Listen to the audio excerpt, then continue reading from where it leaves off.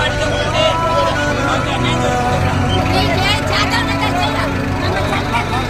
Sir. నా మీద ఉంది సార్ తీసుకుంటారు. నాకు కళ సార్ 24 సంవత్సరాల్లో కట్టిన ఆ ఇంటిని నేను ఎలా బాధపడుతున్నా తెలియాలి సార్ మీకు అందరికీ. నాలాంటి వాళ్ళ మీద నేనేం చేశాను సార్? దేశానికి సేవ చేసి రావడం తప్ప సార్ ఇది. పవన్ కళ్యాణ్ గారు డిప్యూటీ చీఫ్ మినిస్టర్ అక్కడ మాట్లాడడం కాదు, న్యాయం కోసం మహిళలకి న్యాయం చేస్తాను, పబ్లిక్ న్యాయం చేస్తాను.